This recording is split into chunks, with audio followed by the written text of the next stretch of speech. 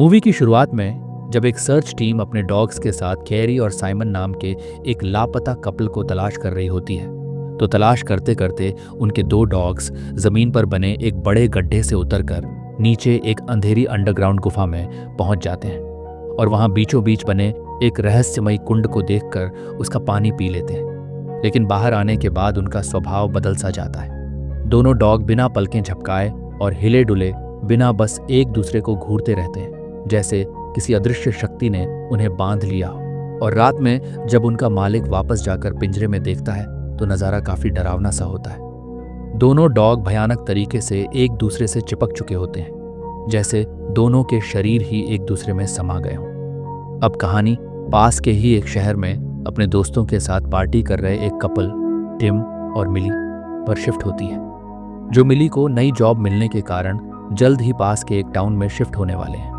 इसलिए उनके दोस्त उन्हें फेयरवेल पार्टी दे रहे होते हैं और इसी मस्ती भरे माहौल में मिली अचानक टिम को एक इनविजिबल रिंग से प्रपोज भी करती है। लेकिन जब टिम हिचकिचाते हुए जवाब देने में देर कर देता है तो वह पल न सिर्फ उनके लिए बल्कि बाकी सभी लोगों के लिए भी असहज हो जाता है।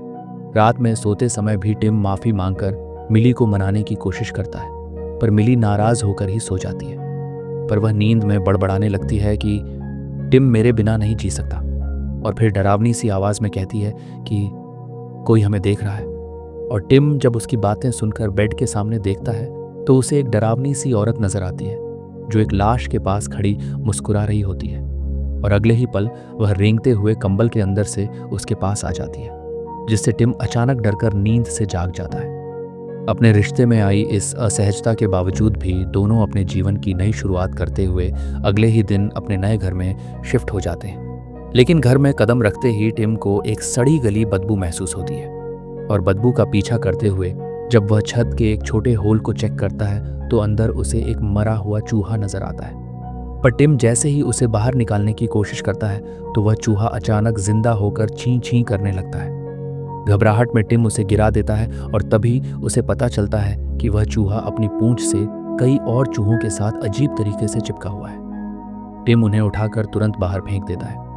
उसके बाद मिली अपने नए स्कूल में जॉब ज्वाइन करती है, जहां उसकी दोस्ती जेमी नाम के एक और टीचर से हो जाती है। बातों बातों में मिली को पता चलता है कि जेमी भी उसी इलाके में रहता है जहां टिम और मिली ने घर लिया है। मिली उसे बताती है कि वह यहाँ अपने बॉयफ्रेंड टिम के साथ शिफ्ट हुई है, तो जेमी भी दोस्ताना अंदाज में उसे आसपास का एरिया एक्सप्लोर करने की सलाह देता है, और अगर उन्हें किसी तरह की मदद की ज़रूरत हो तो उसे बेझिझक बताने को कहता है। अगले दिन टिम भी अपने आसपास की जगह को एक्सप्लोर करने के लिए मिली को अपने साथ हाइकिंग पर लेकर जाता है। लेकिन थोड़ी ही देर बाद बारिश में दोनों रास्ता भटक जाते हैं, और रास्ता खोजते हुए टिम अचानक एक गड्ढे में गिरकर लटक जाता है। मिली उसे ऊपर खींचने की कोशिश करती है, लेकिन दोनों ही उस गड्ढे में गिरकर उसी अंडरग्राउंड गुफा में पहुंच जाते हैं जहां मूवी की शुरुआत में उन डॉग्स को जाते हुए दिखाया गया था। टिम आसपास देखता है, लेकिन बाहर जाने का कोई रास्ता समझ नहीं आता, और बाहर बारिश भी हो रही होती है, इसलिए दोनों आग जलाकर रात वहीं गुजारने की तैयारी करते हैं और प्यास बुझाने के लिए उसी रहस्यमयी कुंड का पानी भी पी लेते हैं। उसके बाद आग के पास बैठकर बातें करते हुए मिली टिम से पूछ बैठती है, तुम्हें छत में मरे हुए चूहे की बदबू कैसे सूंघे?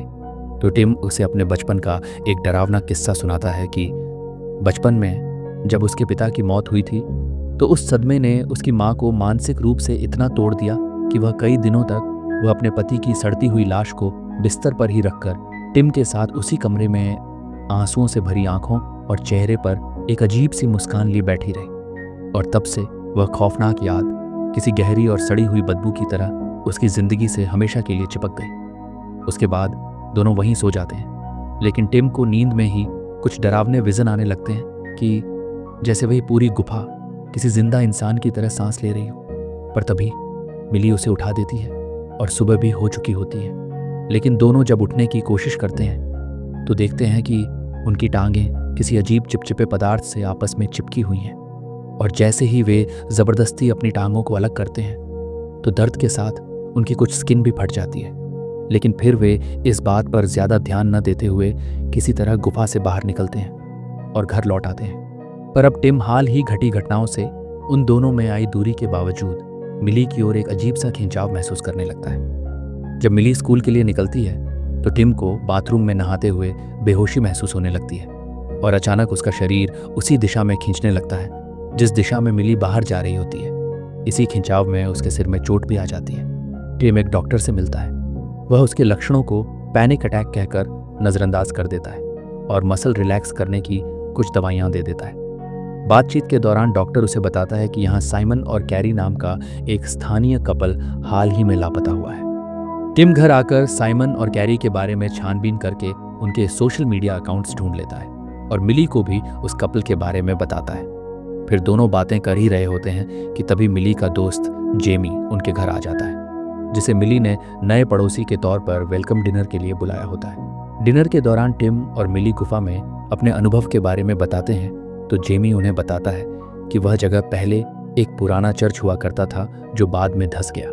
लेकिन बाद में टिम को लगता है कि जेमी मिली में दिलचस्पी दिखा रहा है तो उसे हल्की जलन होने लगती है। पर फिर उसके जाने के बाद दोनों एक दूसरे को किस करने लगते हैं, लेकिन अचानक उनके होंठ आपस में चिपक जाते हैं और दर्द के साथ अलग होते हैं। मिली को लगता है कि टिम ने उसे जानबूझकर काटा है और वह नाराज होकर वहां से चली जाती है। रात में जब दोनों सो रहे होते हैं तो नींद में ही अचानक मिली के बाल खींचकर टिम के मुंह में जाने लगते हैं, जिससे उसका दम घुटने लगता है और उसे जबरदस्ती मिली के बालों को अपने गले से खींचकर निकालना पड़ता है। अगले दिन मिली टिम को उसके एक म्यूजिक गिग के लिए ट्रेन स्टेशन छोड़ती है और टिम को जाकर अपने दोस्तों के साथ अच्छा समय बिताने कहकर खुद स्कूल के लिए निकल जाती है। लेकिन उसके जाते ही टिम को फिर से कुछ अजीब लगने लगता है और वह अपना सामान स्टेशन पर ही छोड़कर पैदल ही लड़खड़ाते हुए मिली के स्कूल पहुंच जाता है। मिली घबराकर उसे लड़कों के बाथरूम में छिपा देती है, लेकिन टिम खिंचाव की वजह से वहीं उसके साथ संबंध बनाने लगता है तो मिली भी उसका साथ देती है। लेकिन इसमें उनके बॉडी पार्ट्स ही आपस में चिपक जाते हैं। दोनों दर्द से जूझते हुए खुद को अलग करते हैं, पर तभी एक स्टूडेंट की शिकायत पर जेमी अंदर आ जाता है तो टिम खुद को तुरंत छिपा लेता है और मिली जेमी को टालने के लिए कहती है कि उसे लेडी प्रॉब्लम थी, इसलिए वह जल्दबाजी में लड़कों के बाथरूम में आ गई तो जेमी भी वहां से चला जाता है।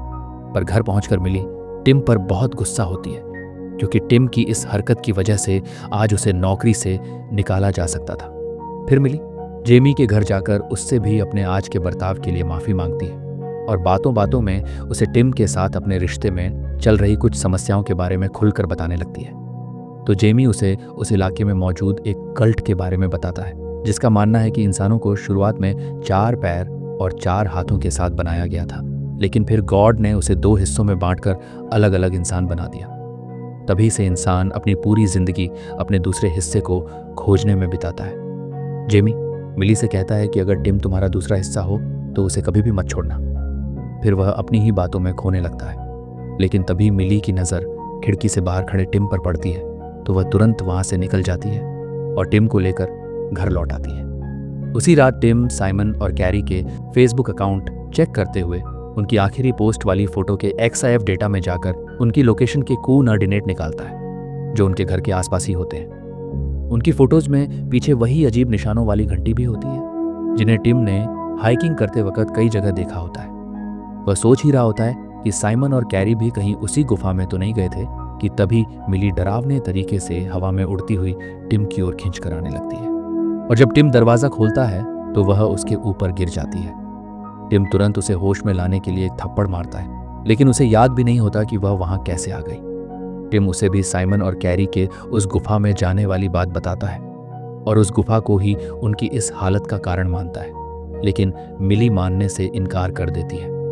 उसके बाद दोनों अलग अलग कमरों में सो जाते हैं, लेकिन थोड़ी ही देर बाद कोई रहस्यमयी ताकत जबरदस्ती उन्हें एक दूसरे की ओर खींचने लगती है। दोनों अकड़ते हुए एक दूसरे के पास पहुंच जाते हैं और उनके हाथ भी अजीब तरह से एक दूसरे से चिपकने लगते हैं। दोनों टिम की बेहोशी की गोलियां खा लेते हैं और पूरी ताकत लगाकर अलग होते हुए ही बेहोश हो जाते हैं, जिससे आगे का जुड़ाव रुक जाता है। सुबह मिली टिम को एक कुर्सी से बांध देती है और दर्द कम महसूस हो इसलिए वह उसे व्हिस्की पिलाती है। फिर एक आरी से उनकी बाहों के बीच की स्किन काट देती है और दोनों को अलग कर लेती है। लेकिन अब टिम के पास सिर्फ 2 ही गोलियां बचती हैं, इसलिए मिली उसे लेकर हॉस्पिटल जाने का फैसला करती है। पर तभी उसे याद आता है कि उसकी कार की चाबियां जेमी के घर पर ही रह गई हैं, तो टिम भी मिली के चाबी लाने तक घर पर ही रुकने का फैसला करता है। लेकिन मिली के जाते ही वह गुफा का राज पता करने अकेला ही गुफा में चला जाता है। अंदर उसे कई लोग दीवारों से ऐसे चिपके दिखते हैं मानो उनका शरीर ही गुफा में ही घुल गया हो। उसे वहां कैरी और साइमन भी दिखते हैं जो अब भयानक रूप से एक दूसरे से जुड़े हुए होते हैं। टिम उन्हें देखकर बुरी तरह डर जाता है और एक चाकू से उनकी उंगलियां काटकर किसी तरह वहां से भाग निकलता है। इसी दौरान मिली जब जेमी के घर पहुंचती है तो वह घर पर नहीं होता है, लेकिन एक कमरे में उसे दो अनजान पुरुषों की शादी का वीडियो चलता हुआ दिखता है, जिसमें शादी के बाद वे दोनों पुरुष उसी गुफा में एक अनुष्ठान के अंत में एक दूसरे से जुड़ जाते हैं। तभी उसके पीछे जेमी आ जाता है। वह स्वीकार करता है कि वह उन्हीं दो पुरुषों का मिला जुला रूप है और मिली को बताता है कि वह उसी कल्ट का हिस्सा है जिसका जिक्र उसने पहले किया था। एक ऐसा कल्ट जो मानता है कि इंसान तभी पूरा होता है जब वह किसी के साथ शारीरिक रूप से जुड़ जाए। वह मिली से टिम के साथ जुड़ने की प्रक्रिया पूरी करने की विनती करता है, पर मिली इनकार कर देती है। तो वह उसकी बांह पर वैसा ही कट लगा देता है जैसा मिली ने वीडियो में देखा था, लेकिन मिली भी पलटकर उसके चेहरे पर वार करती है और किसी तरह वहां से भाग निकलती है। पर जब मिली और टिम दोनों घर के सामने पहुंचते हैं तो अचानक कोई अदृश्य शक्ति उन्हें तेजी से एक दूसरे की ओर खींचने लगती है। दोनों किसी तरह खुद को रोकने की कोशिश करते हैं। टिम उसे गुफा में दिखे उस जीव के बारे में बताता है और कहता है कि इसे रोकने का अब एक ही तरीका है। फिर वह मिली के ही प्रपोजल की नकल करते हुए उसे इनविजिबल रिंग देकर मानता है कि वह उससे सच में बहुत प्यार करता है और खुद को मारने के बारे में सोचने लगता है, क्योंकि अगर उन्होंने जुड़ने से मना किया तो उनकी हालत भी साइमन और कैरी की तरह हो जाएगी। पर तभी उसकी नज़र मिली के हाथ की चोट पर जाती है, जिससे बहुत ज्यादा खून बह चुका होता है। मिली टिम की बाहों में गिरकर अपनी मौत स्वीकार कर लेती है और वहीं बेहोश हो जाती है, लेकिन टिम उसे वापस घर के अंदर ला लेता है और मिली अचानक होश में आ जाती है, क्योंकि टिम ने जानबूझकर अपने हाथ को उसकी बाह से चिपका दिया होता है ताकि मिली का खून बहना रुक जाए। उसके बाद दोनों इसे ही अब अपनी किस्मत मानते हुए फिर से एक दूसरे के लिए अपने प्यार का इजहार करते हैं और मिली के मनपसंद गाने टू बिकम वन पर धीरे धीरे नाचते हुए दोनों अपने कपड़े उतारते हैं और प्यार करते हुए दोनों अपने शरीर को एक दूसरे से जोड़ते जाते हैं और देखते देखते दोनों जुड़कर एक ही अस्तित्व में बदल जाते हैं। साथ ही उनकी लास्ट पोस्ट उनके घर के सामने खींची हुई फोटो बन जाती है और जब वीकेंड पर मिली के माता पिता उनसे मिलने वहां आते हैं तो उनका स्वागत एक सामान्य से दिखने वाले ट्रांसजेंडर व्यक्ति द्वारा किया जाता है, जो देखने में टिम और मिली दोनों जैसा दिखाई दे रहा होता है। इसी के साथ मूवी यही खत्म होती है। उम्मीद है आपको कहानी अच्छी लगी होगी। कहानी अच्छी लगी हो तो चैनल को सब्सक्राइब कीजिए। Thank you.